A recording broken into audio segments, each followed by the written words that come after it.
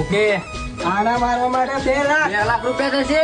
અને 5 વાર જોશે તો પછી. તારું કામ પૂરું રાજકોટ જબરદસ્ત. બરોબર.